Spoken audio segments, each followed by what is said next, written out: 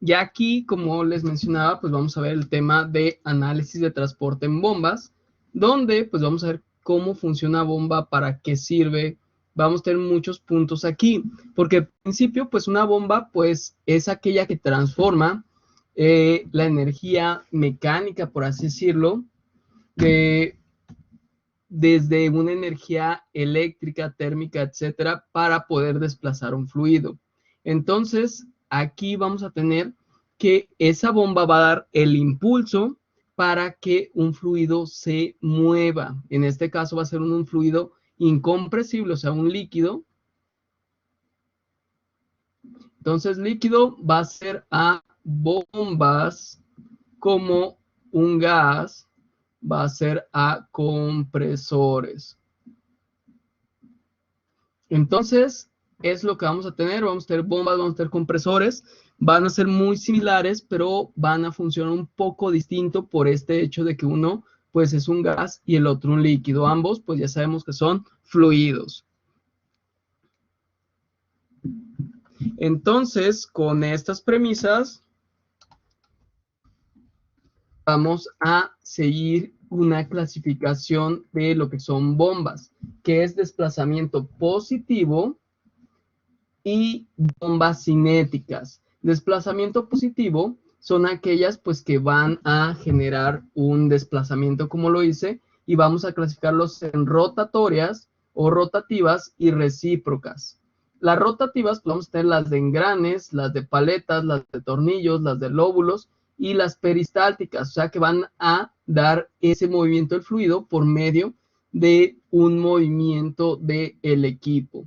Las recíprocas, a diferencia, tenemos que va a ser por un simple desplazamiento, o sea que tenemos aquí el émbolo y este se va a mover en una sola dirección, mientras que acá en paletas y tornillo, pues vamos a tener un dispositivo que va a estar girando, por así decirlo. Aquí pues una figura muy fea, pero imagínense que es así como un tipo engrane, y este al estar girando pues va a estar causando que el fluido tenga un movimiento.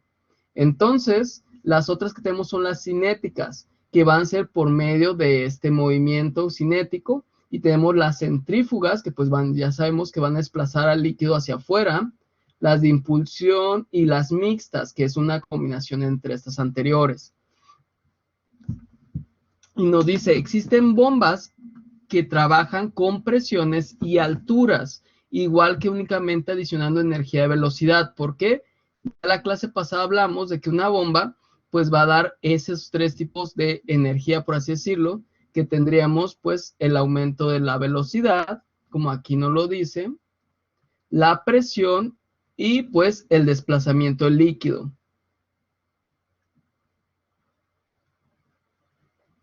¿Por qué el desplazamiento del líquido? Porque esto lo que significa es que van a aumentar la velocidad del fluido, van a hacer que aumente la presión y aparte que pueda ascender. En una casa esto es lo que hace. Nosotros tenemos el aljibe y pues sabemos que el aljibe está enterrado y de aquí está sacando la bomba esa agua y está cambiando el nivel de posición de ese líquido. Desde este nivel que vamos a considerar como 0 hasta este nivel que consideraremos como H. Entonces, eso es lo que el líquido está cambiando de posición, tiene cierta velocidad y cierta presión. Entonces, vamos a ver ahorita los tipos de bombas. Déjenme mostrar este video que está más ilustrativo sobre lo que son la clasificación de las bombas. Y ahorita vamos a ver de todas formas videos donde se muestren cada una de esas bombas.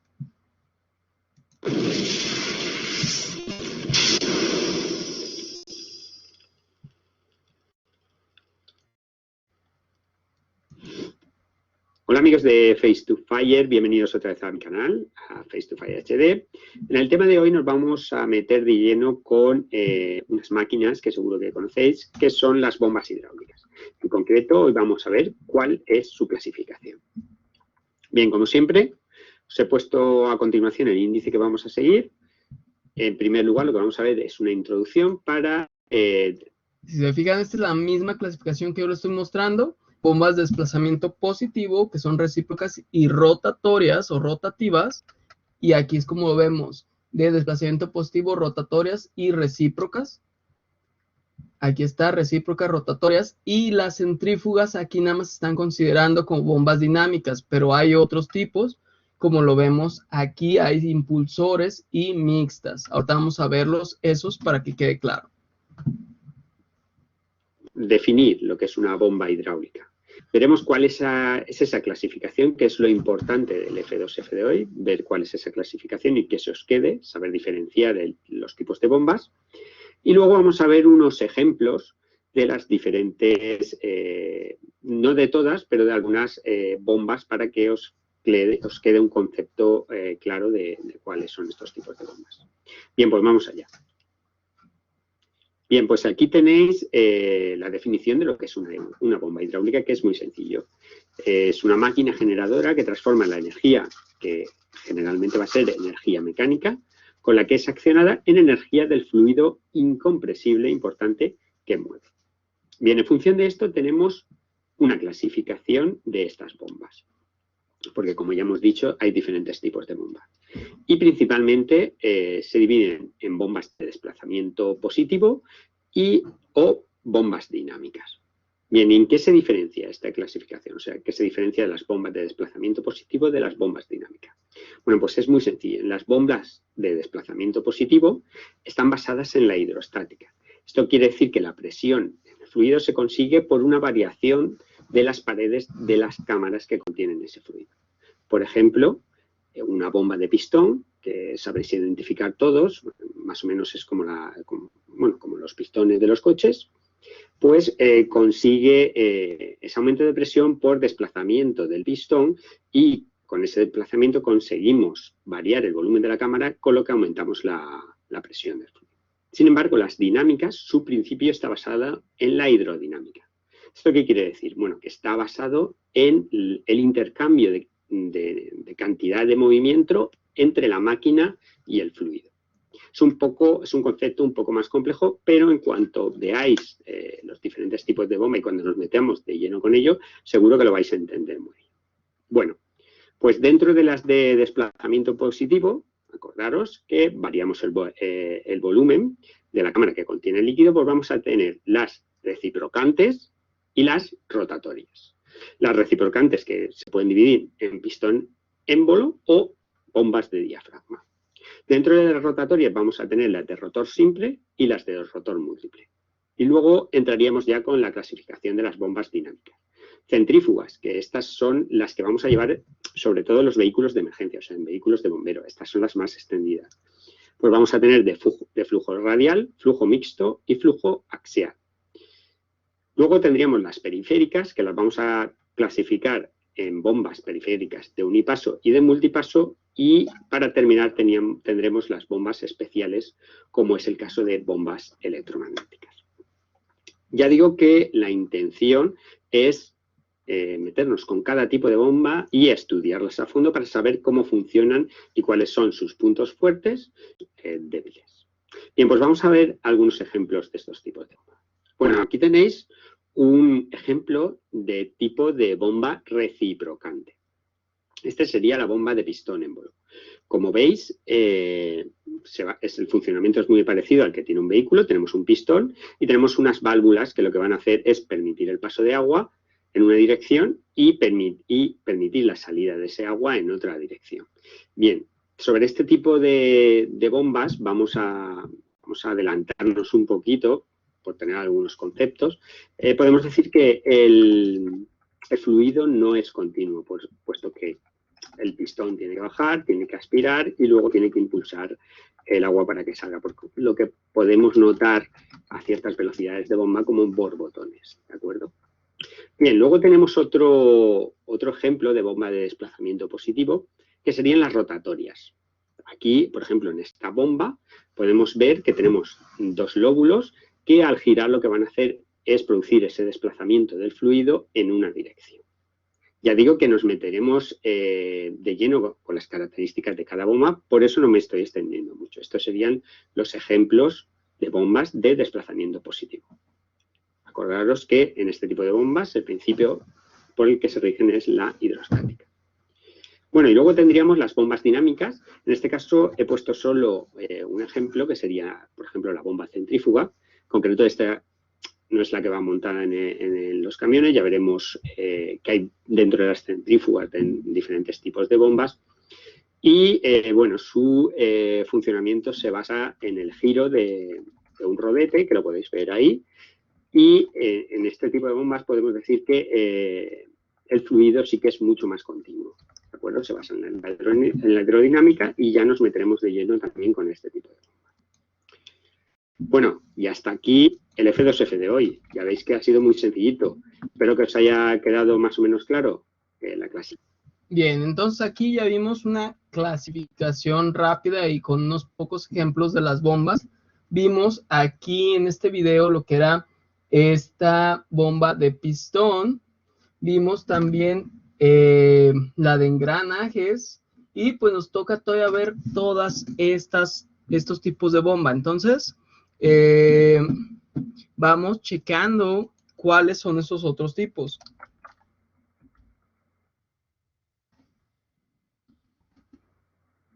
Déjenme nada más pasar el video para poder ver cada uno de estos tipos.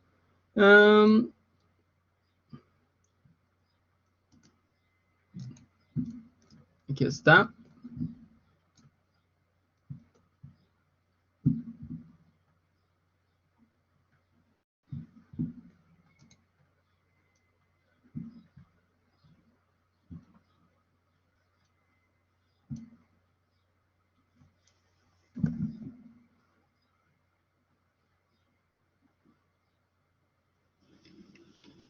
Introducción a las bombas industriales.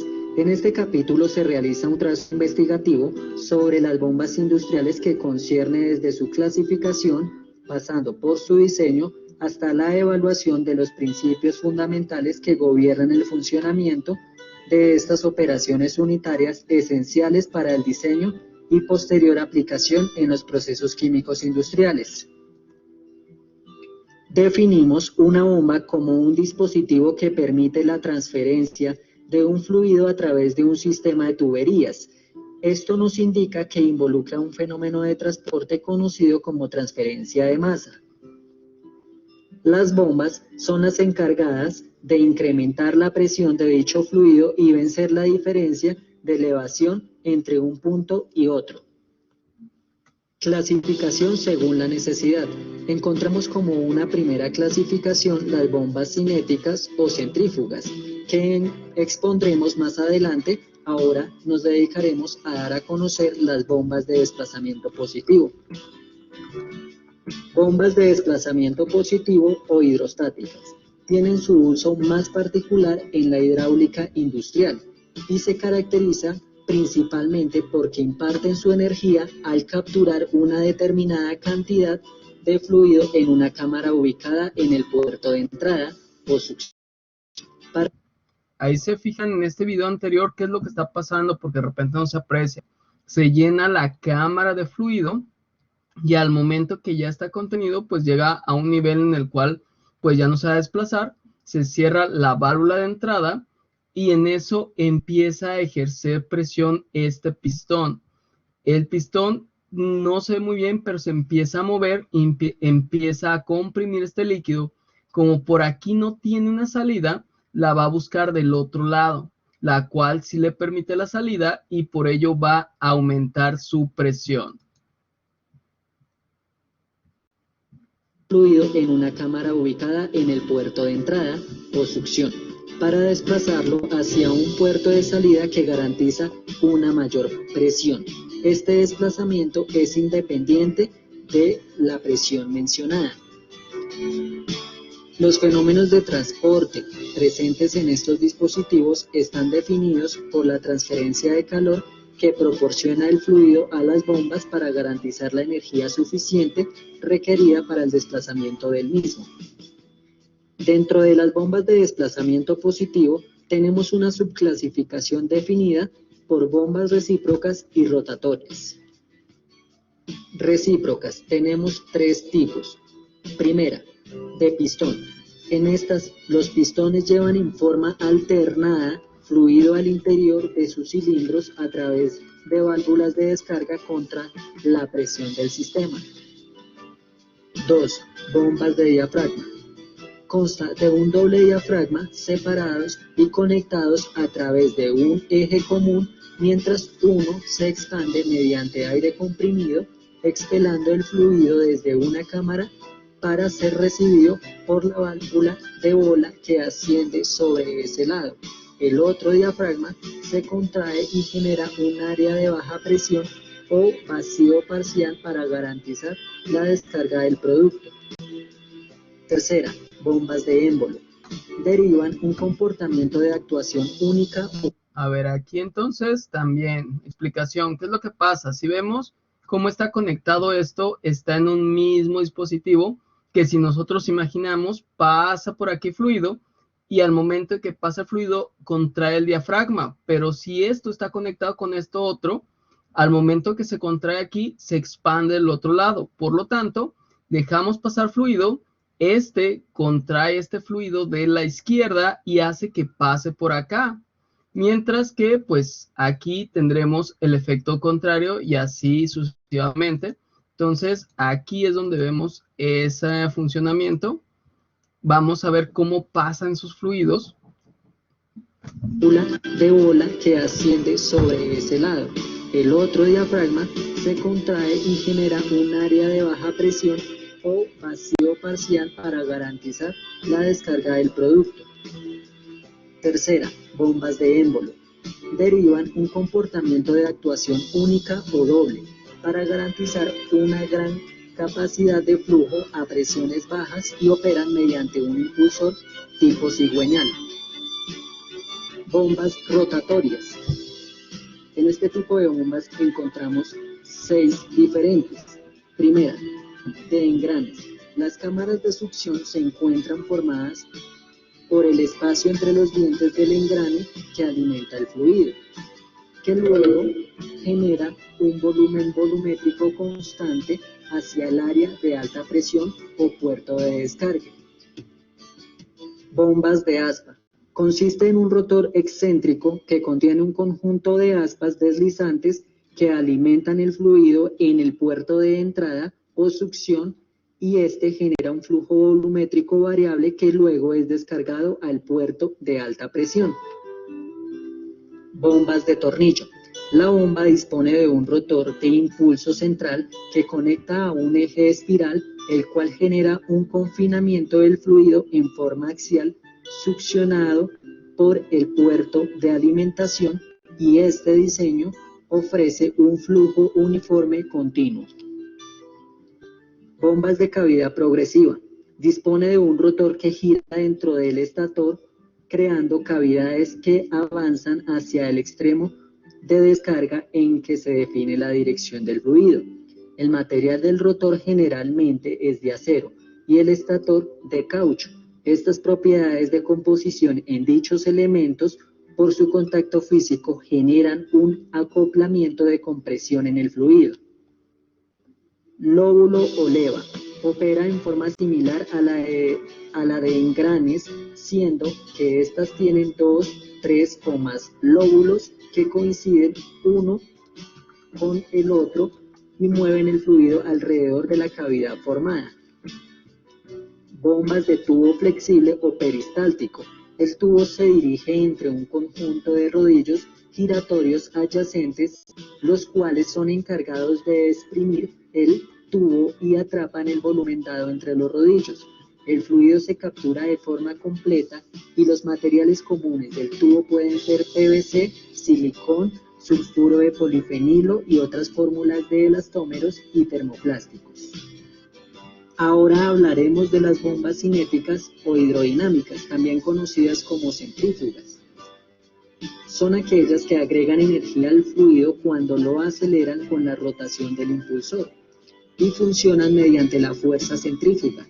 En estas bombas, la resistencia es impuesta por el propio peso del fluido y el rozamiento, lo que indica que al aumentar la resistencia disminuye su desplazamiento, por lo que no existe una separación entre el puerto de entrada y salida.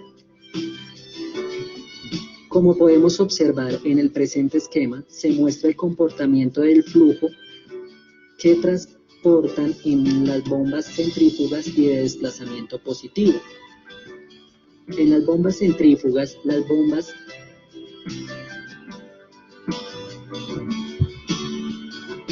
centrífugas producen lo que se conoce como amplitud baja, pero con un punto de frecuencia más alto, principalmente al flujo que proviene de las puntas del impulsor. Este tipo de descarga se conoce como flujo regular.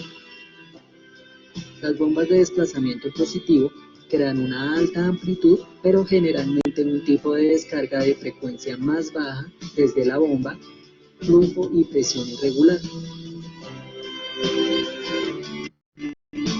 Muy bien, entonces si se fijan, aquí ya vimos como generalidades de todos estos tipos de bomba, pero pues como dijimos, hay muchos tipos de bombas que podemos ver.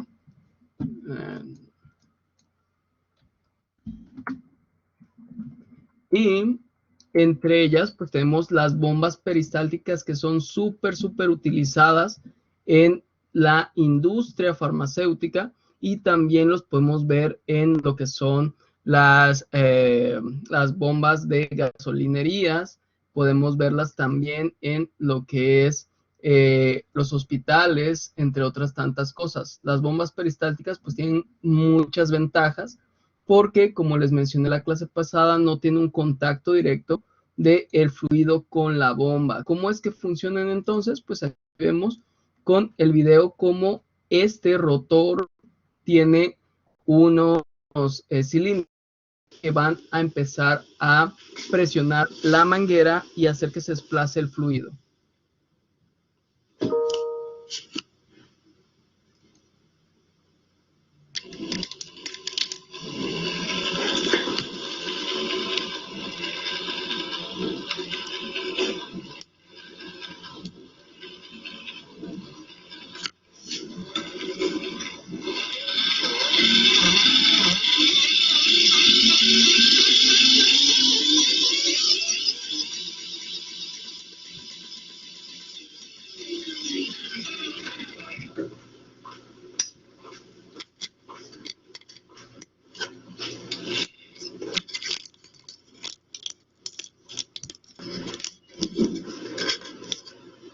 Entonces ahí vemos también que es una velocidad variable la que vamos a tener con este tipo de bombas.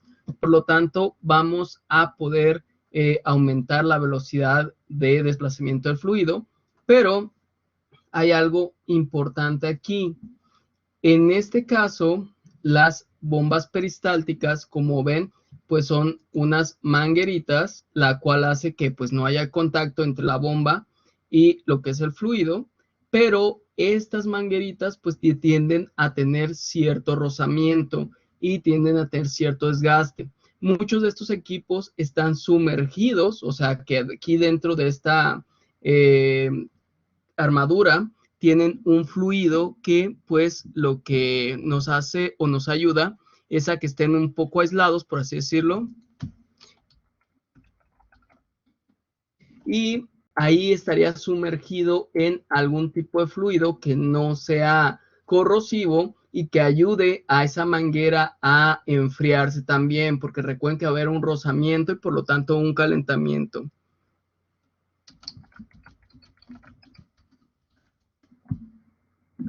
Y pues hay ciertas variaciones de lo que son las bombas peristálticas. Déjenme ver si aquí está el video, aquí a la mano, porque ese no lo encontré, en donde se hacen pruebas con ciertos tipos de bombas peristálticas. Aquí está, déjenme, ahorita se los muestro.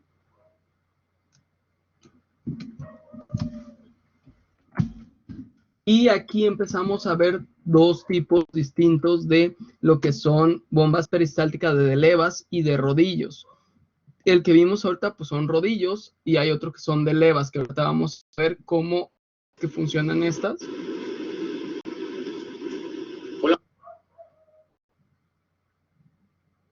Que va a generar bastantes problemas de calentamiento y de deterioro de la manguera. Vamos a ver. A ver, déjenme regresar un poquito para que nos digan. Vamos a ver las principales diferencias de una bomba peristáltica con un sistema de leva y no de rodillo respecto a las bombas con sistema de rodillo.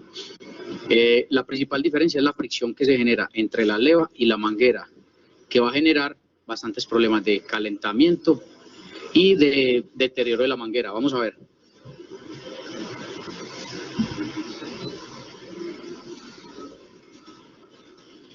Vemos como cuando la leva estira la manguera por fricción, aquí adelante se genera este cuello.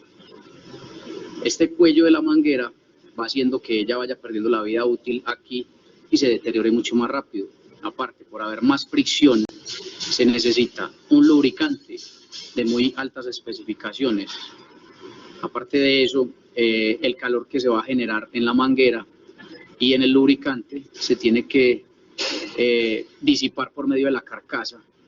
Es una carcasa de fundición de hierro que tiene menos propiedades que si fuera una fundición de aluminio. El aluminio digamos que dispersa mejor el calor que la fundición de hierro.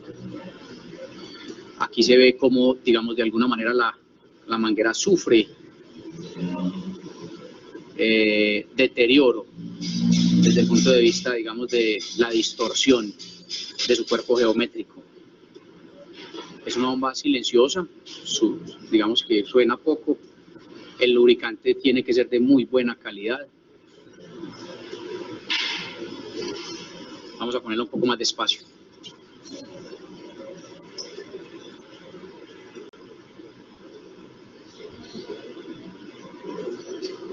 Aquí sí se puede ver cómo sufre la manguera, este nudo que baja.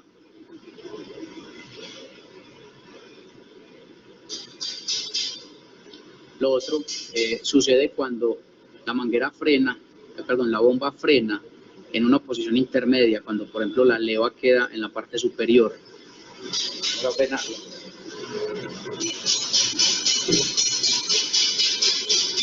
Aquí vemos que quedó en la parte superior y vemos como el lubricante se va chorreando, se va saliendo, se va devolviendo por la acción de la gravedad.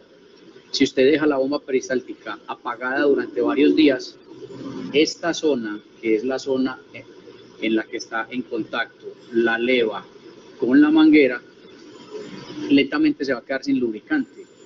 Al quedarse sin lubricante, el día que usted va a prender nuevamente la bomba, ella no va a ser capaz de vencer la fricción, porque va a estar en seco. Le va a tocar destapar la bomba y de alguna manera lubricar esta zona para que ella tenga la inercia y sea capaz de vencer la oposición que ejerce el caucho sobre la leva.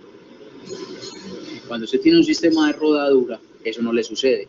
Aparte, aquí hay una limitante de velocidad. La velocidad normalmente para este tipo de bombas es de 60 revoluciones por minuto. ¿Por qué? Porque ya se genera, a más velocidad se genera mucha más fricción en el lubricante. Y al generarse más fricción, hay problemas de calentamiento.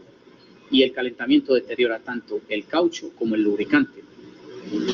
De manera pues que si el sistema es de rodadura, con rodillos, usted puede mover la bomba de una manera más rápida. La puede mover a 90 revoluciones por minuto. Le va a dar un poco más de caudal y no va a presentarse el problema de la fricción, porque al haber rodadura no se está castigando ni la manguera ni el lubricante. Y en ese caso el lubricante no actuaría como un lubricante, sino como un disipador de calor. Un vehículo que va a llevar el calor entre el calor que genera la manguera y la carcasa para que se disperse en el medio ambiente.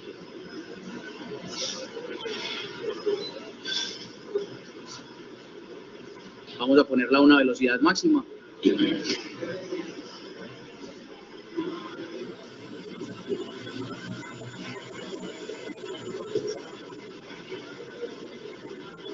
Aquí se ve claramente el nudo que se le hace a la manguera. Esto en cuanto a bombas importadas. Esta es una bomba de procedencia francesa y con un motor reductor de eje coaxial, con un motor de 1 caballo de fuerza. Tiene una manguera de 15 milímetros de diámetro interno y su construcción es bastante estéticamente bonita, pero tiene los problemas del sistema por leva. Aparte, este es un acrílico que estéticamente se ve bien, pero que en una obra es susceptible a que lo revienten por golpes o lo rayen, pues, y se deteriore mucho más rápido.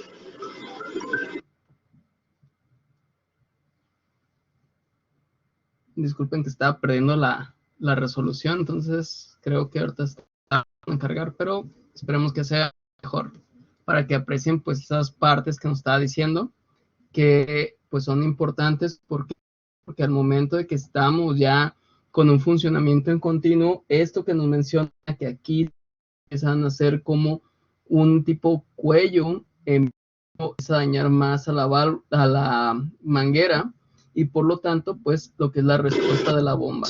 Tiene tapa metálica. Este es el otro tipo. Esto permite que pueda tener golpes o rayones y no va a afectar el correcto funcionamiento. Tiene lubricante por dentro, aquí está el nivel de lubricante y esta es una válvula de alivio de presión interna de baja presión, 10 milibares. No tiene problemas en cuanto a que se raye, que la golpeen y la quiebren.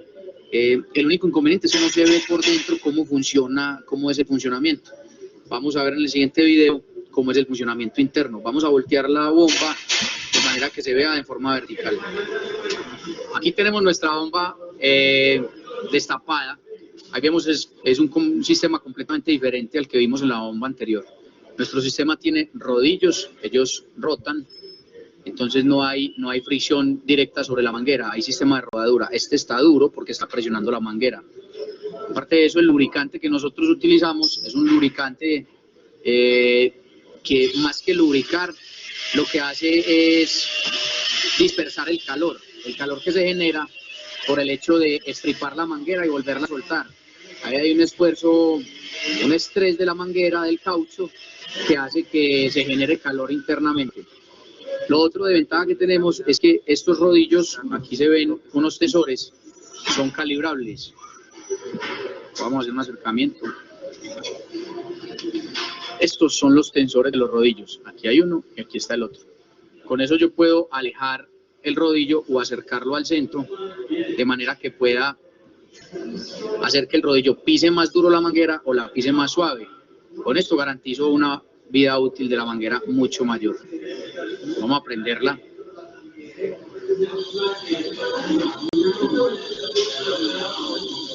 Ahí vemos que aquí en la de nosotros no se forma el nudo porque hay rodadura y se ven los rodillos rotando perfectamente. Sistema de sujeción muy semejante al de las bombas importadas, con manguito de sujeción por fricción directa entre metal-metal. Se puede poner a trabajar pues de una manera mucho más sencilla. Con esto que garantizamos, hay menos temperatura, hay menos fricción. Al haber menos temperatura y menos fricción, vamos a garantizar que la vida útil de la manguera va a ser mucho mayor que la de las bombas importadas. Subile ahí la velocidad.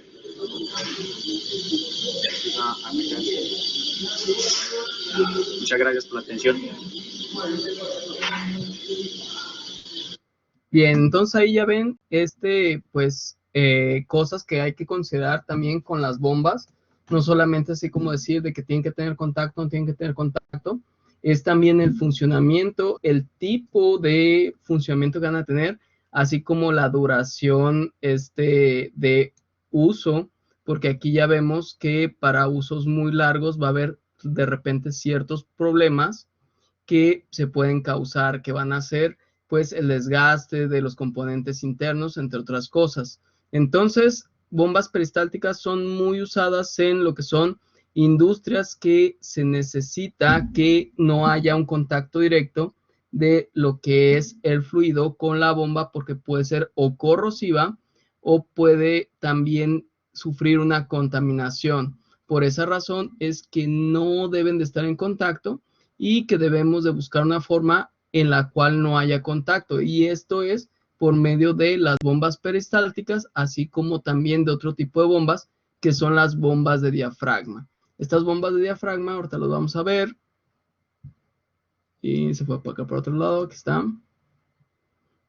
Estas bombas de diafragma, pues lo que van a hacer es también desplazar un fluido sin tener contacto directo entre lo que sería la bomba y el fluido. ¿Qué significa esto? Pues no va a ser que mágicamente se va a mover, sino que no va a estar el metal en contacto directo con este tipo de fluido. Lo va a hacer por medio de lo que sería un diafragma.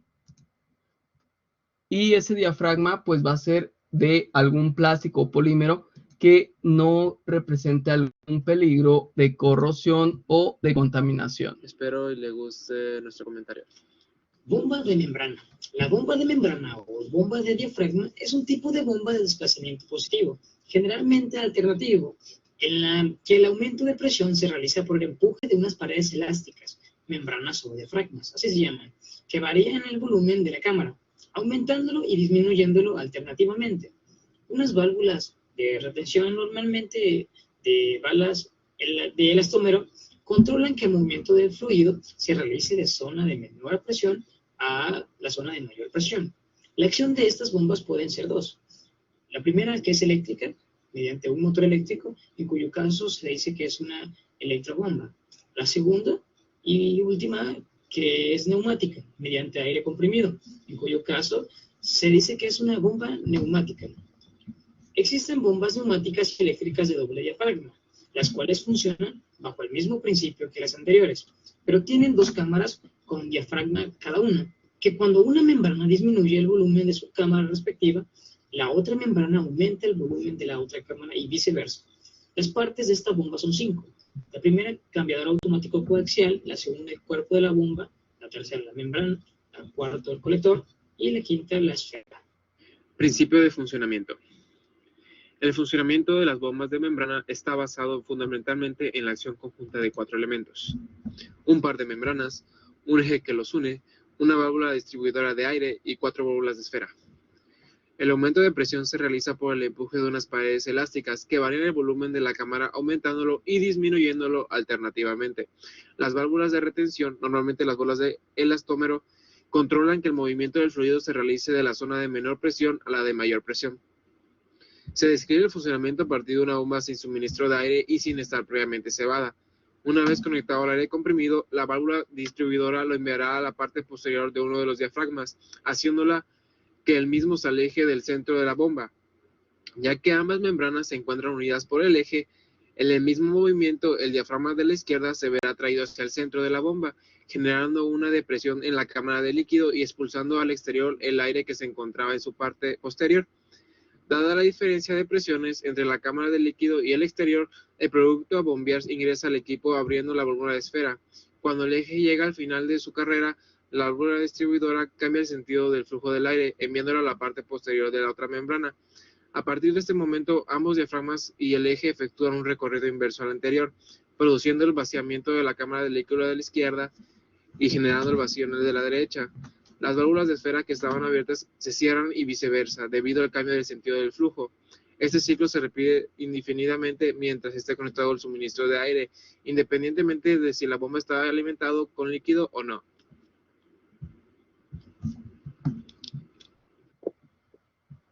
Características. Existen modelos sumergibles y no sumergibles.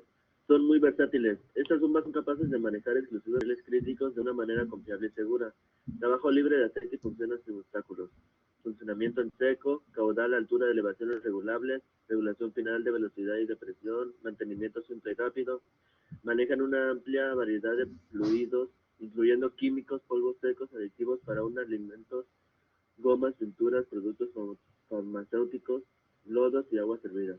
Carecen de sellos o empaques, lo que significa que pueden ser utilizados en aplicaciones que requieran cero fugas. Materiales que se pueden estar hechas de la bomba de membrana.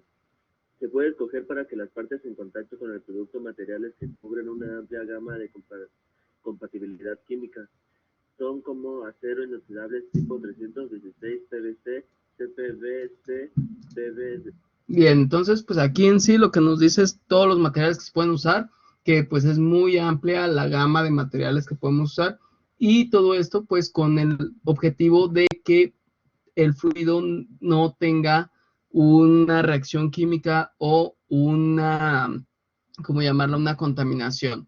Aquí como vemos pues no tiene un contacto directo con lo que es la bomba por a caso de fluidos, etcétera, pero aquí lo estamos viendo que es de el metal. Hay algunas otras que traen recubrimientos poliméricos, por lo cual pues no hay un contacto directo con ningún metal. Entonces eso va a depender del tipo de bomba que se esté tratando, así como de otros parámetros que se tengan. Entonces, como vieron, hay muchos tipos de bomba. Cada uno funciona de una forma distinta. Tenemos también las bombas centrífugas, de las cuales pues se nos habló. Déjenme mostrarles así rápidamente de cuáles son las bombas centrífugas, que pues ya supimos que eran aquellas que realizaban un movimiento rotativo para poder Las bombas centrífugas son los dispositivos de bombeo preferidos.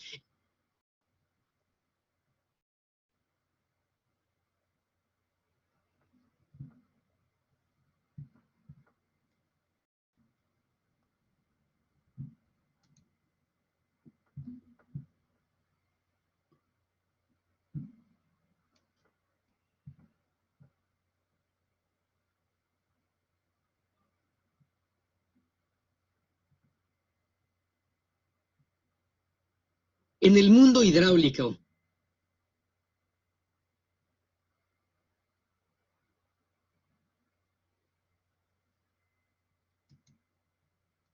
dispositivos de bombeo preferidos en el mundo hidráulico. En este video veremos el concepto de trabajo de las bombas centrífugas. En el corazón del sistema está el impulsor. Tiene una serie de paletas instaladas en el interior de obenques. El impulsor siempre está inmerso en agua. Cuando se hace rotar el impulsor, hace que el líquido que lo rodea también rote.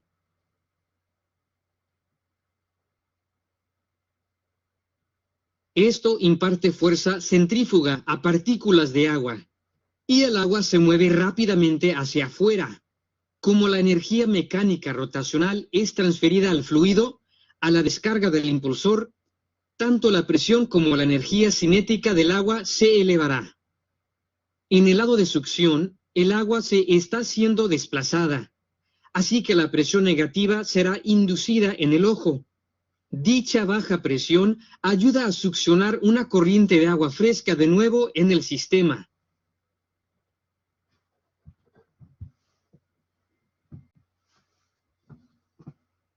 El impulsor es instalado dentro de una carcasa. Así, el agua que se mueve hacia afuera será recolectada dentro de él y se moverá en la misma dirección de rotación del impulsor para descargar la boquilla.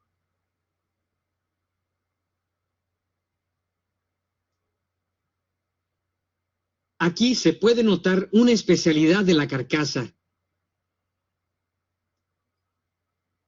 Tiene un aumento de superficie a lo largo de la dirección del flujo. Dicha área creciente ayudará en el alojamiento de la corriente de agua que acaba de ser agregada y también ayudará a reducir la velocidad del flujo de salida. La reducción de velocidad del flujo resultará en un aumento de la presión estática, la cual es requerida para superar la resistencia del sistema de bombeo. Acuérdense de esa premisa que acaba de decir. Al momento de que nosotros tenemos una disminución de la velocidad, tenemos un aumento de la presión. Recuerden que esto viene del principio de Bernoulli, donde pues nos dice que si aumentamos la velocidad de un fluido, va a disminuir su presión. En este caso es lo inverso, ya que estamos modificando lo que sería su velocidad, que la estamos reduciendo, y por lo tanto estamos aumentando su presión. Acá se puede ver más detalles de las paletas dentro del impulsor. Son paletas curviadas hacia atrás, con una configuración de ojo de última generación. Esta paleta se extrae de un modelo de bombeo Kirloskar. Si la presión del lado de succión del impulsor baja por debajo de la presión de vapor del agua, un fenómeno peligroso puede ocurrir. El agua empezará a hervir formando burbujas de vapor y dañará el material impulsor a través del tiempo. Este fenómeno es conocido como cavitación. Mientras más cabeza de succión, menos debe ser la presión del lado de succión para levantar el agua. Este hecho le pone un límite a la máxima cabeza de succión que la bomba puede tener. La selección cuidadosa de la bomba es requerida para evitar el problema de la cavitación. El tipo de impulsor actual está encerrado. Impulsores semiabiertos y abiertos también son usados dependiendo de la aplicación. Si el fluido de trabajo es de naturaleza grumosa, es preferible usar un impulsor de tipo abierto, pero son un poco menos eficientes. El diseño mecánico de las bombas centrífugas es siempre un reto. Un eje se utiliza entre el impulsor y el motor para conectarlos. Debido a que la presión del agua dentro de la carcasa es enorme, un arreglo apropiado de sellado es imperativo para detener fugas de agua a través del aclaramiento del eje de la carcasa. Arreglos basados en cierre mecánico y empaquetadura son usados para este propósito. El impulsor es montado en rodamientos, pero al lado de succión del impulsor no es recomendado instalarle un rodamiento, debido a que bloqueará el flujo. Así que los rodamientos deben ser encajados en el otro extremo. Esto significa que el impulsor está montado como una viga voladiza.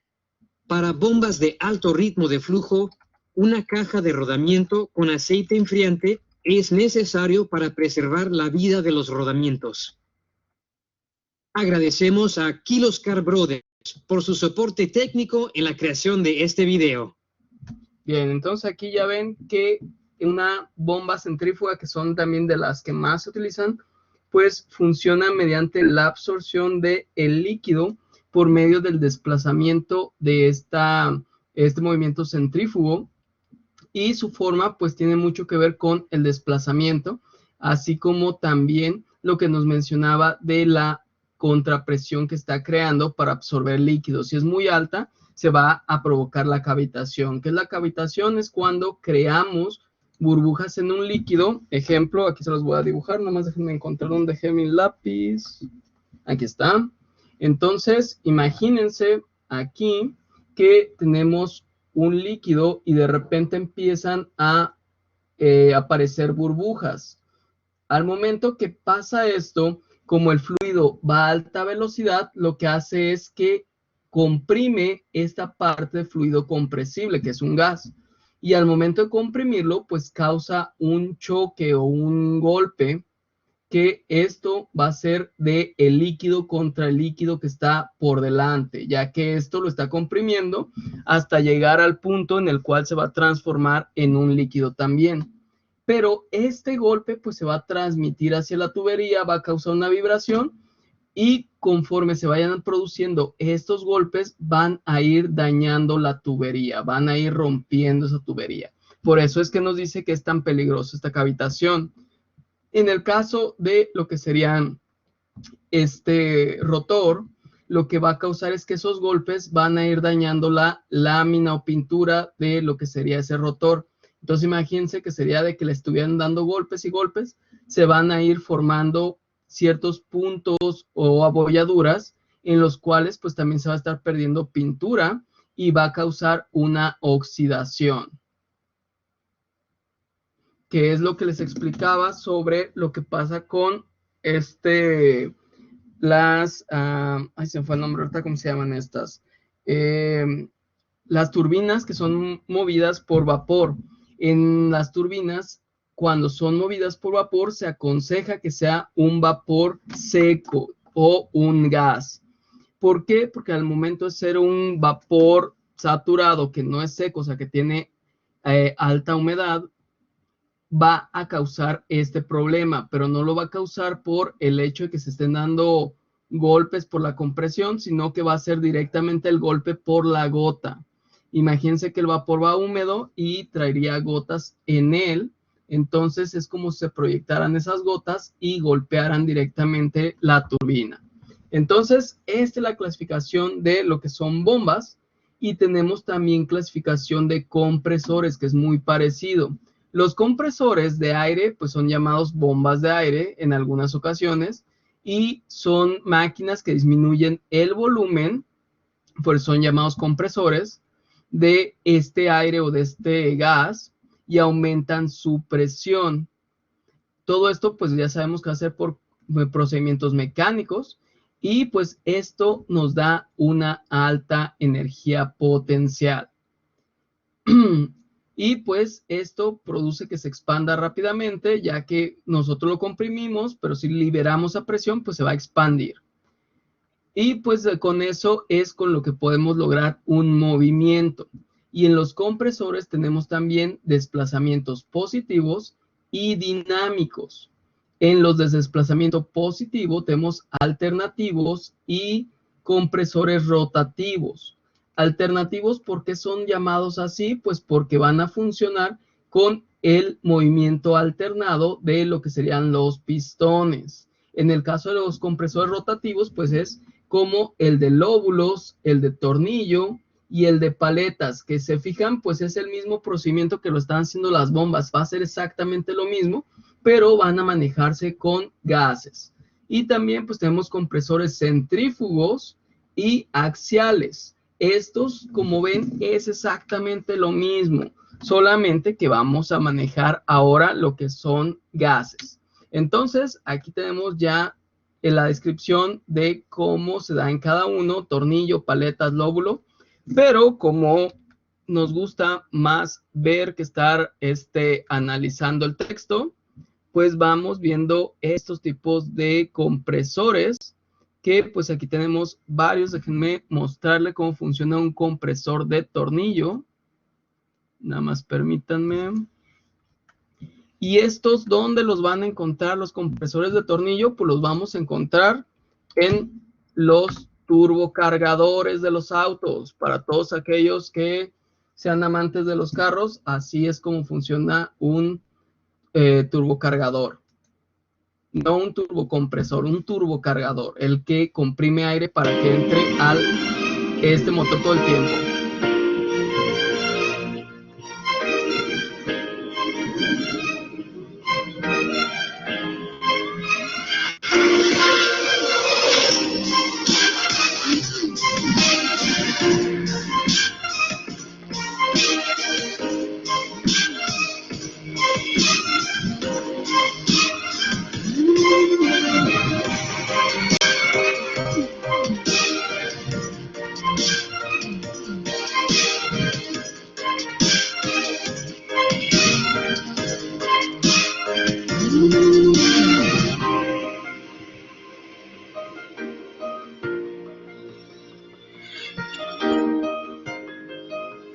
Aquí recuerden que el sellado es lo más importante porque tenemos gases.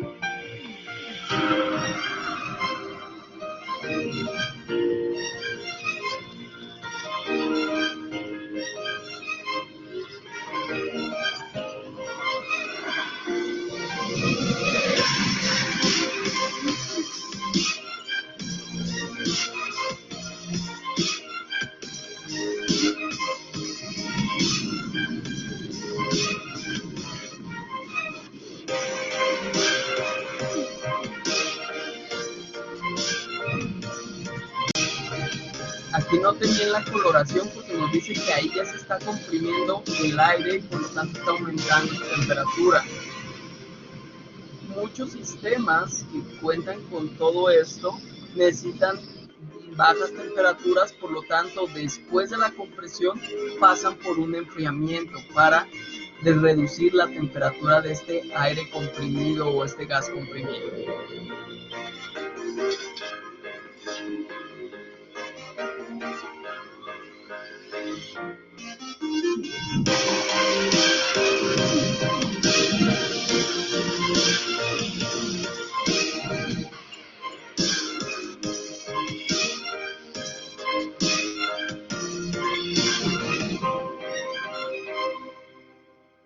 Aquí se fijan que hay un desplazamiento para poder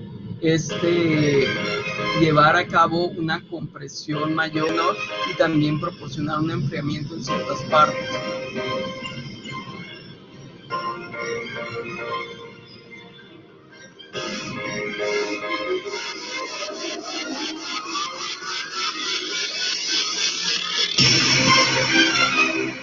Entonces, de esta misma manera, pues van a estar funcionando, como les digo, los turbocargadores, van a ser movidos por el mismo cigüeñal, van a estar causando una compresión en el gas, que va a estar, bueno, en el aire, que va a estar conectado directamente a la toma de aire del sistema, pero va a succionarlo, va a comprimirlo y va a inyectarlo a los cilindros. Entonces, aquí vamos a recibir una mayor carga de lo que sería aire que lo que tendríamos con una succión natural. Entonces, pues eso es el principio de funcionamiento y pues como hay otros tipos de compresores. Hay compresores centrífugos también, déjenme mostrárselos, los compresores centrífugos, que pues también nos van a ayudar en ciertas ocasiones, o que vamos a tener ciertas ocasiones en las cuales interactúan.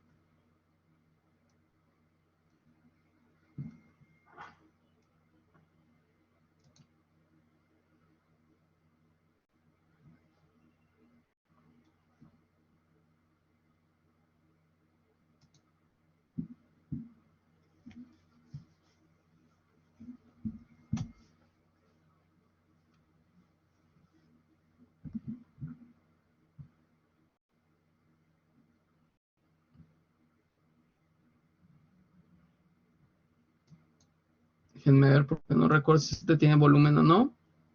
Nada más a ver ahorita que se cargue. Entonces les digo, cada cosa, cada compresor... Generación eléctrica, vapor, metalurgia, petroquímica y química. La compresión de gas es la operación más importante. Los compresores centrífugos son de la rama de los compresores dinámicos de alta velocidad, generalmente constituido su rotor por varios impulsores dentro de la misma carcasa. Al girar el rotor imprime energía cinética al gas y, al empujarlo al siguiente impulsor, lo va dotando de energía potencial, resultando una diferencial de presión entre la presión de entrada del gas y la presión de salida del mismo. Capítulo 1. Principios básicos de los compresores centrífugos. Un compresor centrífugo es una máquina dinámica. El compresor tiene un flujo continuo de fluido, la cual recibe energía de unos impulsores o rodetes. Esta energía es transformada en presión parcialmente a través de los impulsores y del estator. ¿Qué es un compresor centrífugo? El compresor centrífugo es una turbomáquina que consiste en un rotor que gira dentro de una carcasa provista de aberturas para el ingreso y egreso del fluido. El rotor es el elemento que convierte la energía mecánica del eje en cantidad de movimiento y, por tanto, energía cinética del fluido. En la carcasa se encuentra incorporado el difusor, el cual convierte la energía cinética en energía potencial de presión. El difusor puede ser del tipo de paleta sustancialmente radial o de caracol. Los compresores centrífugos se usan industrialmente por varias razones. Tienen menos componentes a fricción, son relativamente eficientes y proporcionan un caudal mayor que los compresores de desplazamiento positivo de tamaño similar. Introducción a la compresión. La compresibilidad es una propiedad de la materia, la cual hace que todos los cuerpos disminuyan su volumen al someterlos a una presión o compresión determinada. Al comprimir un gas, disminuye el espacio disponible en el que se mueven sus partículas. En consecuencia, el volumen disminuye, pero la cantidad de gas no cambia, dado que el número de partículas contenidas en el recipiente no varía. Este proceso se llama licuefacción de gas. Principios y características de los compresores centrífugos. Los compresores pueden clasificarse como dinámicos o de desplazamiento positivo.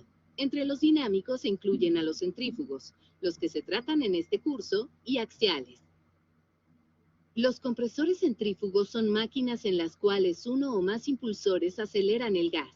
La energía cinética adquirida se transforma en presión. El gas es inducido a pasar a través del impulsor por acción de las aletas del rotor, las cuales giran rápidamente, impartiéndole energía cinética al gas. Las velocidades generadas se convierten en presión. El impulsor incrementa la energía del fluido transformado el momento angular del fluido. El difusor convierte la energía cinética del fluido que sale del impulsor en energía de presión. La voluta colecta el flujo del difusor y lo dirige al ducto de salida.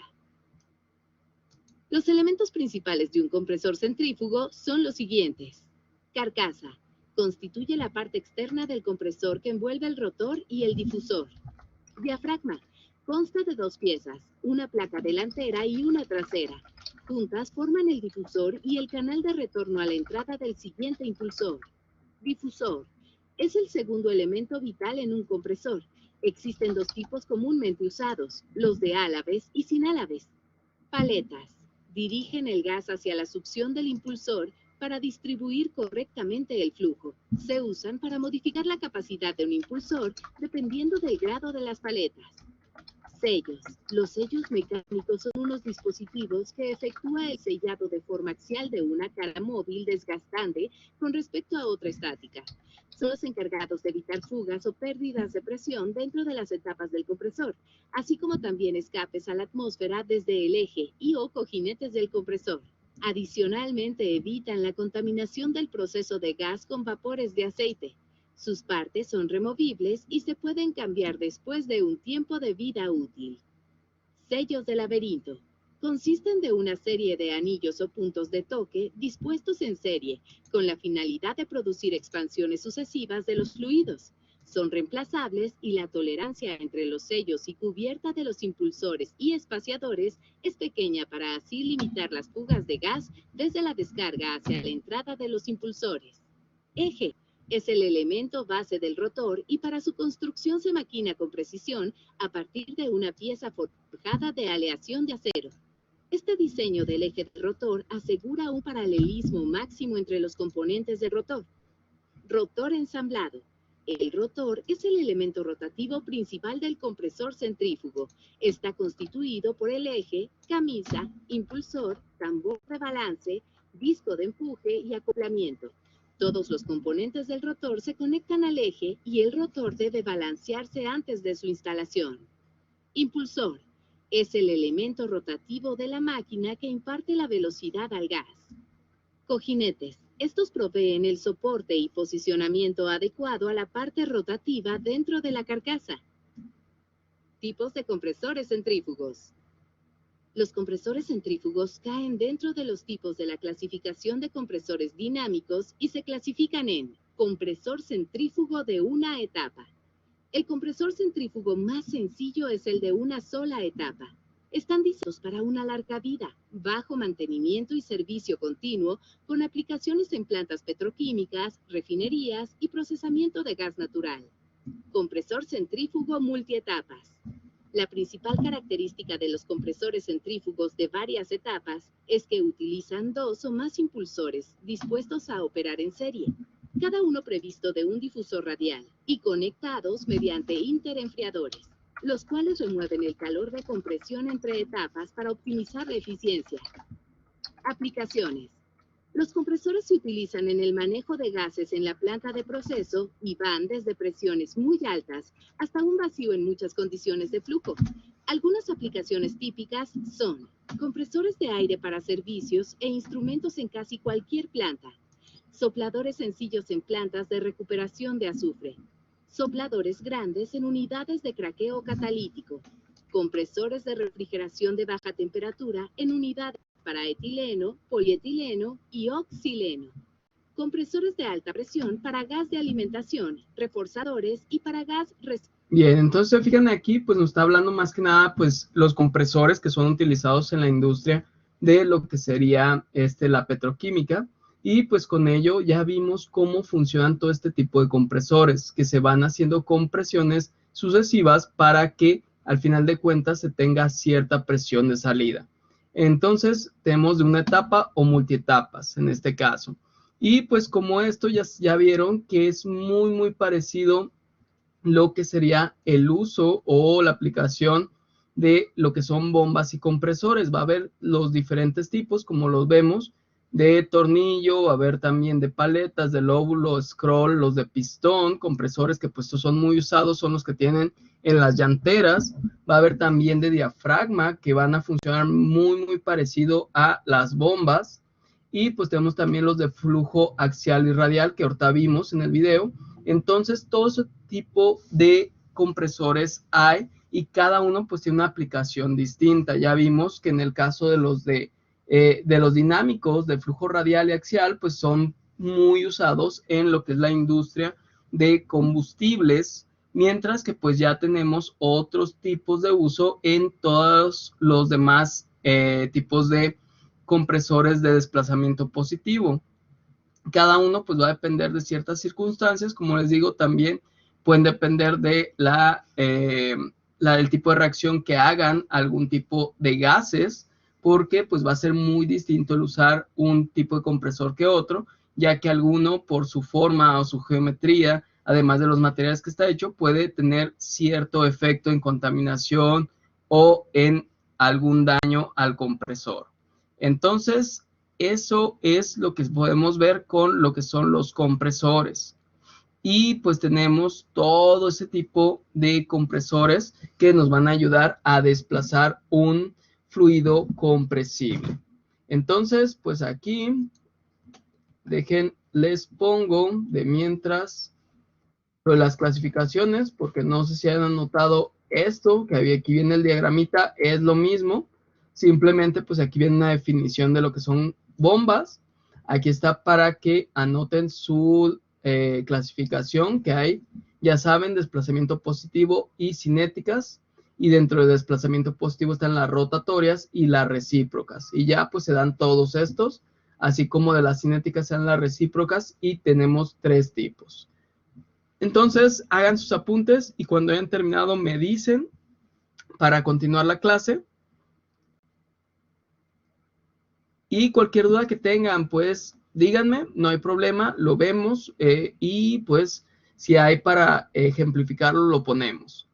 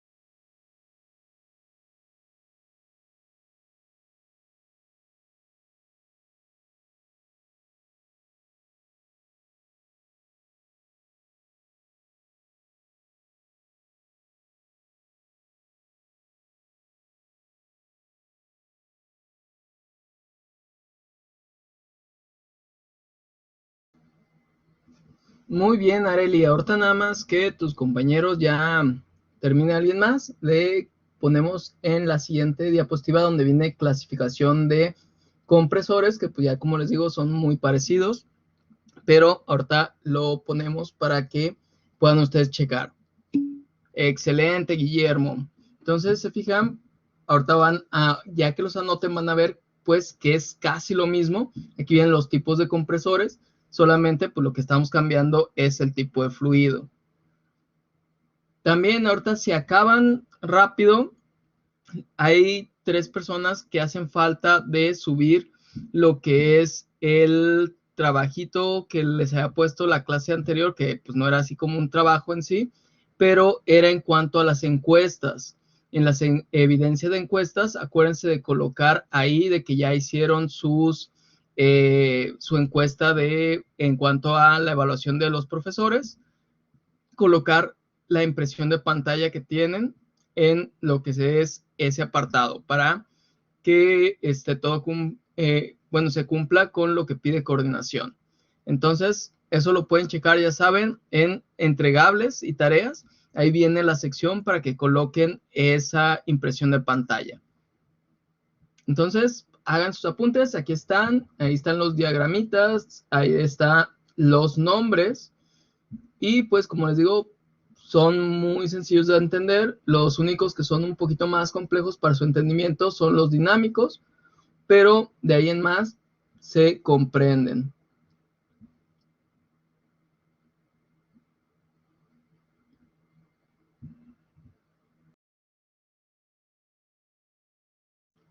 Cualquier duda también que salga, ahorita que están haciendo sus apuntes, díganmela, no hay problema y la solucionamos.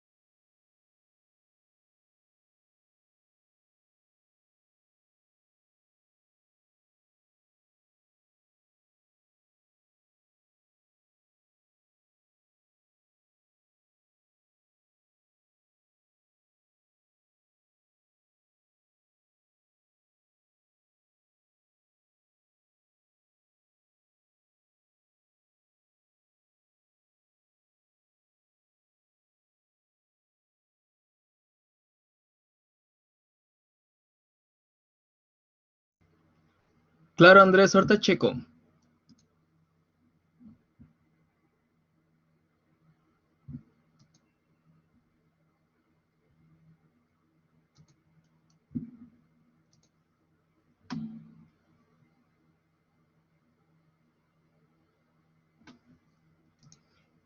Sí, Andrés, sí está tu evidencia. Esa sí está aquí ya presente, no te preocupes.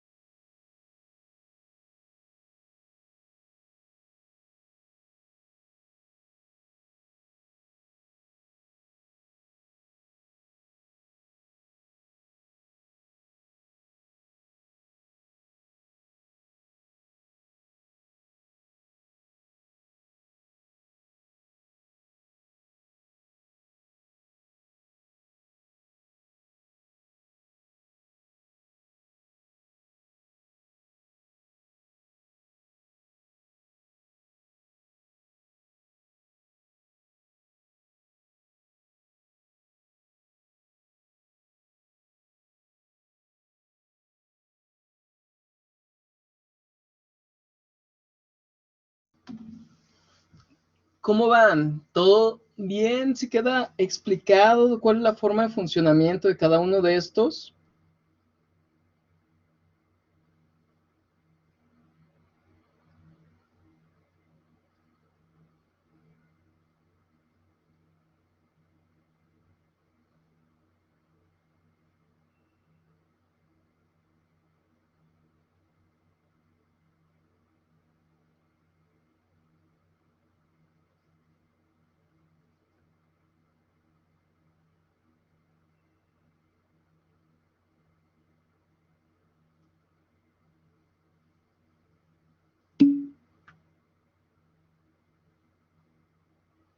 Sí, exactamente, Arely, es mucha información, por eso solamente así como que quiero que más que nada se acuerden como de las imagencitas y cómo funcionan.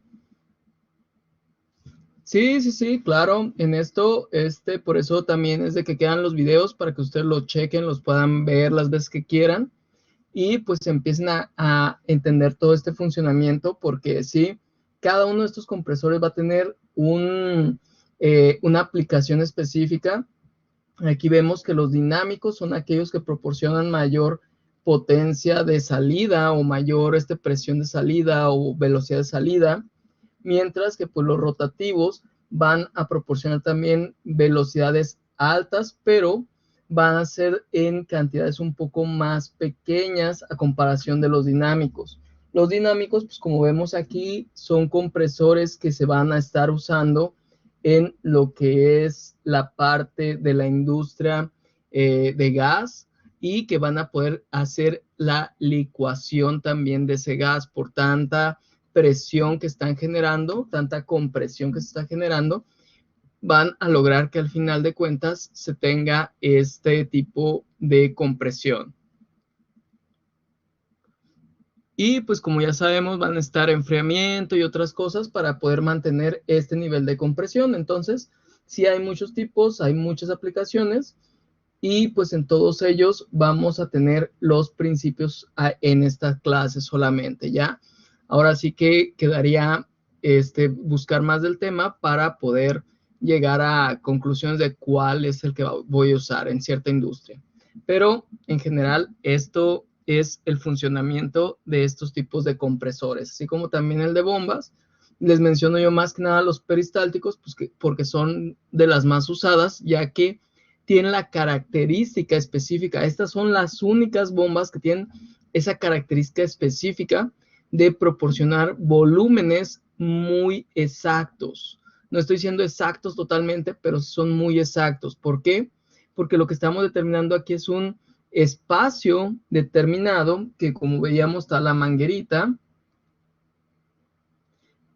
Y lo que vamos a realizar es un pisado de lo que sería esa manguera por medio de lo que es este rotor en las peristálticas y por lo tanto el volumen que queda entre ambos, porque puede tener 2, 3 o más, dependiendo del tipo de bomba y los volúmenes a manejar, y este volumen pues es conocido y específico.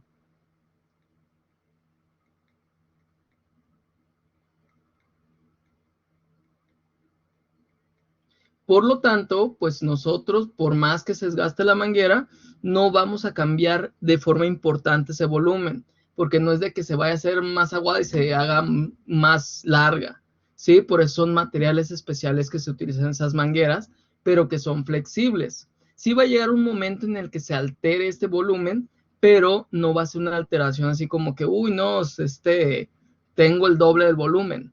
Entonces, por esos motivos es que estas son de las más utilizadas porque proporcionan volúmenes casi exactos. Sin embargo, como ya vimos, pues estos rotores tienen sistemas para hacer que se acerquen más, entonces van a dar mayor volumen o que se alejen más, bueno, más bien que se acerquen más hacia lo que es la manguera o se alejen más de la manguera, porque también se puede hacer que se acerquen más un rotor de otro y por lo tanto daría menor volumen, que eso es muchas veces lo que se hace o se altera en lo que son las bombas de la gasolina, que también otra cosa es alterarlos por medios electrónicos, que lo que se hace es que proporcionen menor volumen al que están mostrando, que ahí ya es otra programación que hacen, porque internamente la bomba tiene un controlador que está haciendo unas órdenes y está mostrando algo en la pantalla, pero lo que hacen es que siga unas órdenes y muestre otra cosa totalmente distinta en la pantalla. Entonces, hay muchas cosas que se hacen realmente en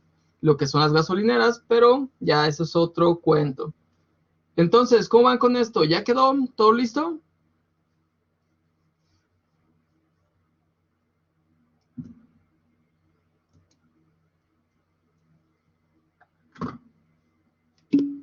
Excelente. Muy bien, Areli. Entonces, ahorita vamos a continuar con todo esto.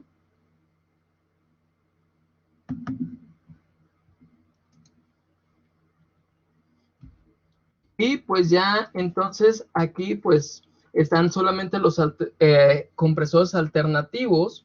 ¿Qué es lo que hacen este tipo de compresores alternativos? Nos dice que hay compresores alternativos y rotatorios, que en esto los compresores alternativos o desplazamientos se utilizan para generar presiones más altas. Si se acuerdan, aquí los que generaban presiones más altas, pues eran estos dinámicos, ya que podíamos unirlos y hacer que comprimieran más. Pero en este caso, lo que está pasando es que de un pistón que tenemos de una sola etapa, podríamos pasar a tener más de una etapa, en el cual de un pistón pasa al siguiente. Entonces, al encontrarse ya comprimido, vamos a lograr una mayor compresión con esto. Entonces, este tipo que nos dice que son alternativos, pues son que va a viajar de una cámara a otra para lograr esta compresión. Sin embargo, pues puede haber que tengan más de 2 cámaras, por ejemplo, 3, y 2 cámaras estén mandando a una sola, ya que comprimen un gran volumen y por lo tanto el volumen que ya llega aquí necesita hacer un mayor esfuerzo, pero lograría una compresión más alta. Pero todo eso es dependiendo del diseño también de lo que serían los pistones, ya que si son iguales entre todos, pues aquí estaríamos provocando que hubiera mayor fuerza y por lo tanto podríamos lograr hasta que se desvielara, ¿sí? Esta biela, ¿qué es lo que pasa cuando se desviela? Pues simplemente que se va a doblar, se va a romper o se puede llegar hasta fundir. Entonces, eso es lo que llaman en los carros que se desviele.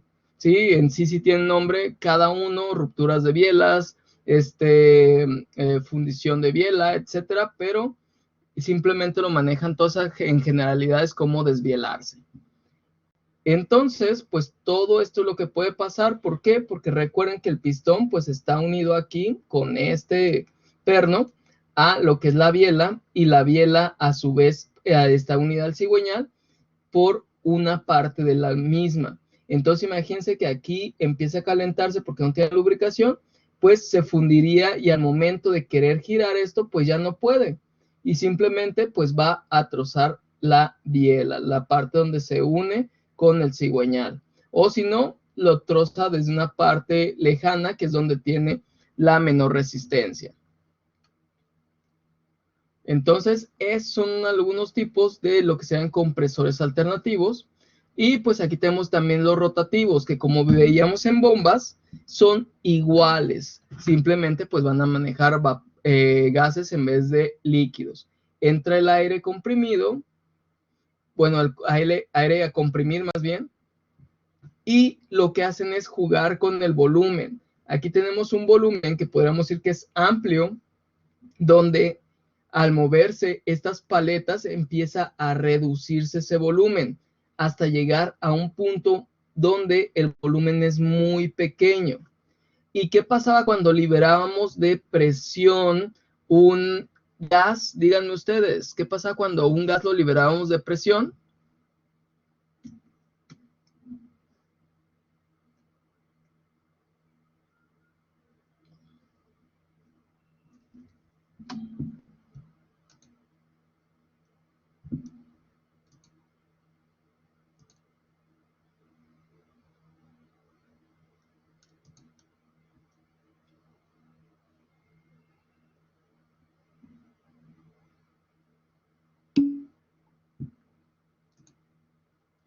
¿Sale más rápido? Sí, esto es debido a la expansión, se expande. Porque recuerden que lo estamos liberando esa presión que lo está comprimiendo. Entonces se va a expandir aquí y por eso es que también aumenta su velocidad. Entonces lo que vemos es que nosotros lo comprimimos y de repente lo liberamos. Por eso es que en este punto es donde se genera esa expansión rápida. Va a haber compresores de palas monocelulares, bicelulares y multicelulares. ¿Qué quiere decir esto? Que van a tener una paletita, dos o más paletitas. ¿Qué van a hacer estas? Pues se van a ir comprimiendo dependiendo de cómo se va acercando este rotor hacia lo que son las paredes. Entonces, esto se va a ir guardando conforme vaya girando y por lo tanto así va a modificar lo que sería este volumen. Aquí se fijan, es menor que en este otro lado. Así es como funcionan este tipo de rotativos. Y pues aquí ya entraríamos a lo de perfil de presiones, donde pues vemos que también la presión, que es una fuerza ejercida en una área, tiene que ver con lo que sería sus perfiles, así como lo veamos en las velocidades. Y pues nos dice, tenemos un fluido que circula por una tubería de sección rectangular. ¿Qué quiere decir sección rectangular? Pues simplemente que es un rectángulo la tubería, con lados A y B y longitud L. Y dice, si A es mucho menor que B, se fijan, aquí tenemos lados A y B, donde me dice que A es mucho menor que B y tiene una longitud L. Entonces esta es mi tubería con una longitud L.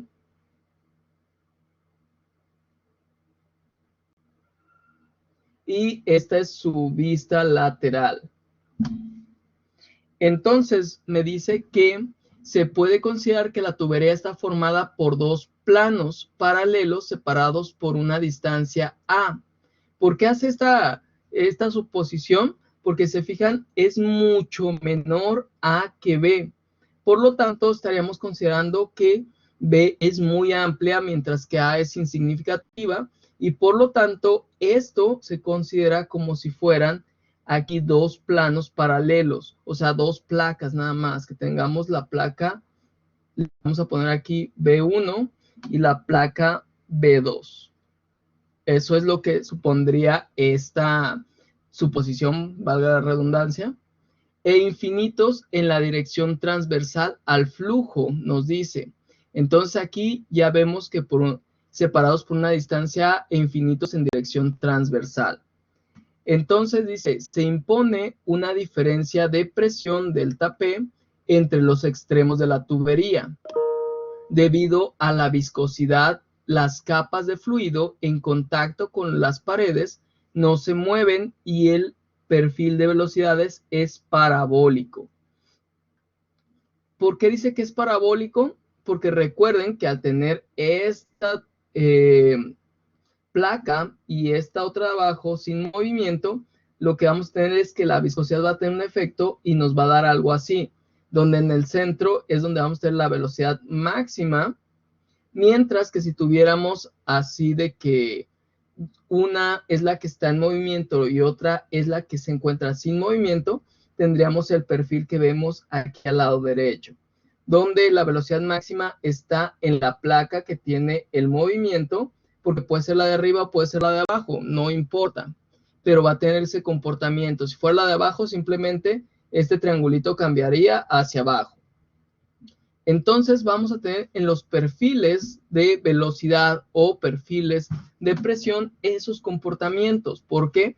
Porque la presión se ve afectada por la viscosidad que presenta ese gas o ese fluido, dependiendo de lo que, bueno, ese gas o ese líquido, perdón, dependiendo de lo que estemos interpretando.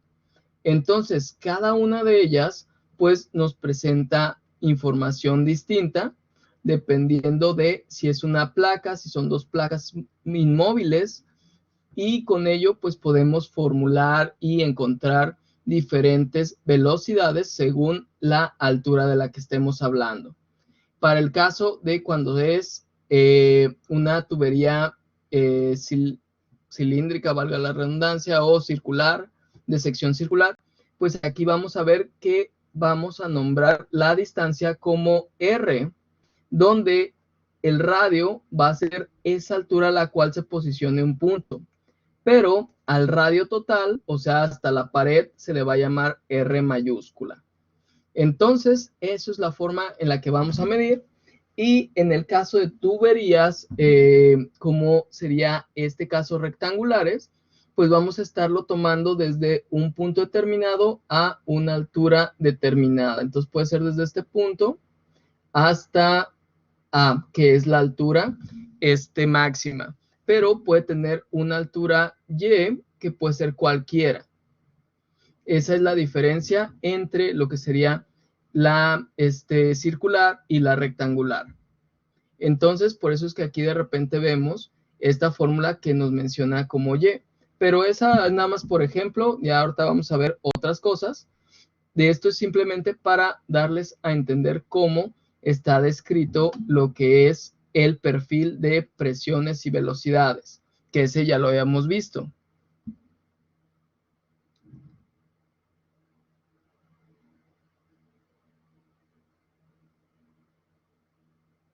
Entonces, aquí simplemente es esa consideración y aquí nos empieza a mencionar otro. ¿Se fijan? Este es el diagrama del cual nos hablaba y nos dice, la propiedad definitoria de los fluidos en su comportamiento frente a una fuerza de cizalla, o sea, una fuerza tangencial a su superficie.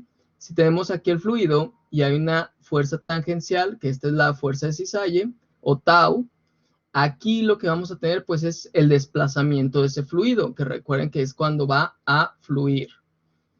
Entonces dice, mientras que un sólido se deforma, recuerden que tenemos también el ejemplo al principio del curso, que tenemos el sólido, le aplicamos una fuerza tangencial y pues no va a sufrir ninguna perturbación, a menos de que sea una fuerza pues extremadamente grande, pues ahí sí va a sufrir una deformación, que estaría algo así. Pero tendría que ser una fuerza muy, muy grande. Y en un fluido, en cambio, una fuerza pequeña va a causar ya un movimiento en sus partículas. Y dice, un fluido adquiere una velocidad en dicha dirección, que esto significa que está fluyendo. No obstante, debido al rozamiento entre las distintas capas del fluido, provoca que no todo él adquiera la misma velocidad. ¿Y qué quiere decir esto? Que no porque yo le dé una fuerza de cizalla así, pues todo se va a hacer una bolita y va a desplazarse así por el aire. No, ¿qué es lo que pasa? Pues es lo que pasa cuando ustedes le untan mermelada a su pan tostado, que se empieza a quedar la mermelada ahí adherida a ese pan tostado.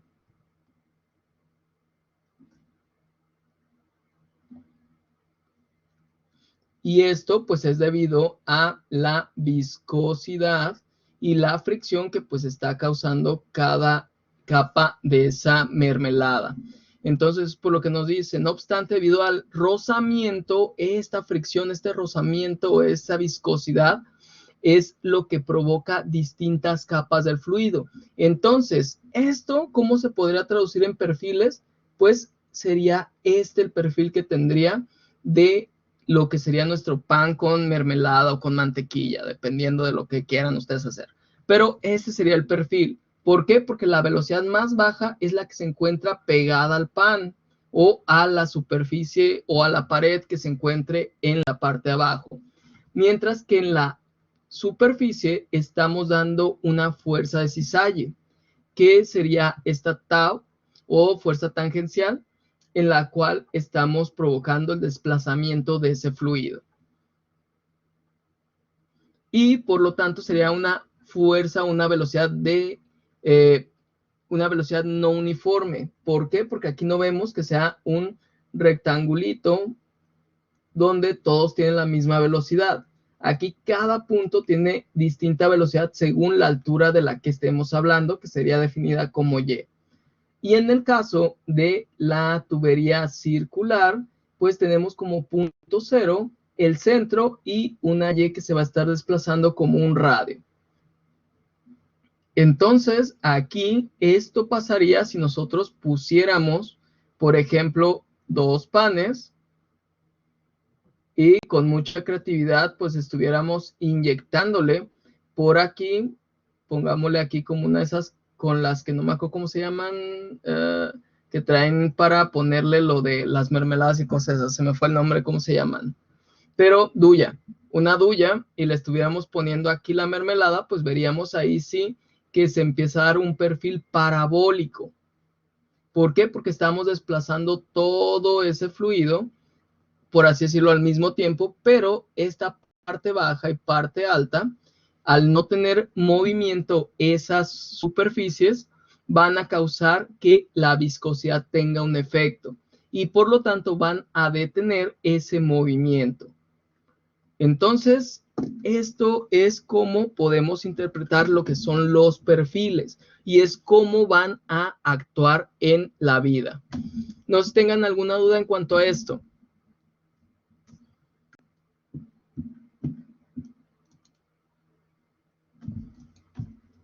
Profe, una pregunta. ¿Sí me oye, profe?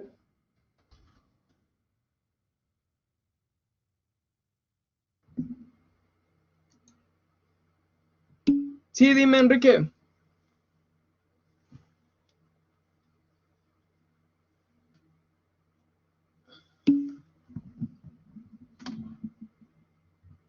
No, el diagrama de arriba, es simplemente cuando tenemos una sola superficie sin movimiento y la otra está teniendo un movimiento, por así decirlo. Se le llama de placas, donde una placa tiene movimiento y la otra no, que sería como un ejemplo, como cuando en la pila pones tu agua y de repente dejas flotando la charolita y te pones a jugar como si fuera barquito. Ahí lo que estás haciendo es causar este perfil. Estás causando este perfil, ¿por qué? Porque estás haciendo que tenga una fuerza tangencial que va a estar causada por la superficie de la tacita o del platito, lo que sea, y va a causar ese movimiento, pero se va a ir transmitiendo de esta forma que vemos aquí. Va a ir reduciendo su velocidad conforme llega al fondo. ¿Por qué? Porque el fondo le presenta una superficie sin movimiento. Por eso es que les ponía el ejemplo del pan con mermelada, porque aquí va a estar pasando tu cuchillo para untarle la mermelada y pues el cuchillo es el que provoca un movimiento, mientras que pues el pan no se va a estar moviendo y por lo tanto va a ser la superficie o la placa sin movimiento, la placa fija. Ese sería el ejemplo de esto. En las tuberías cuadradas, lo que estaría pasando sería algo muy, muy similar a esta parte. ¿Por qué? Porque seguimos teniendo una superficie que no tiene movimiento y la otra que tampoco tiene movimiento. Por lo tanto, esto es lo que se va a dar en el desplazamiento. Tiene un pequeño cambio que tiende a ser un poquito más cuadrada por los efectos de los laterales, que va a depender, pues, de lo que decíamos hace ratos, que era las medidas de B y de A. Entre más incrementen, pues van a hacer un poquito distinto esta forma, pero va a ser muy, muy parecida a este ejemplo. Sí llega a cambiar un poco, pero es muy poco lo que cambia. O sea, la formita sería un poquito más cuadradita que así, un poquito más plana en el centro, pero aún así el centro representaría la velocidad máxima.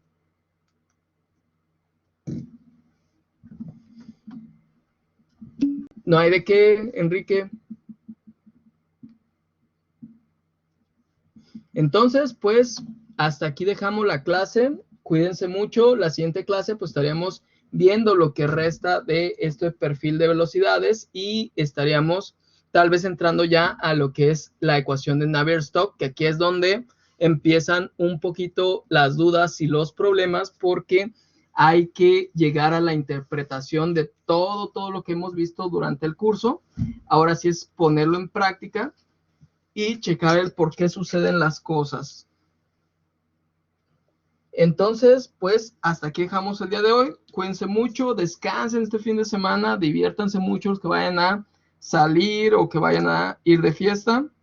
Y pues, cualquier duda, ya saben, me pueden mandar mensaje, que no les recomiendo que lo hagan por Blackboard, porque ese Blackboard está muy lento, pero ya saben, ya tienen mis contactos para que puedan mandarme mensajito. Entonces, cuídense mucho y que tengan un excelente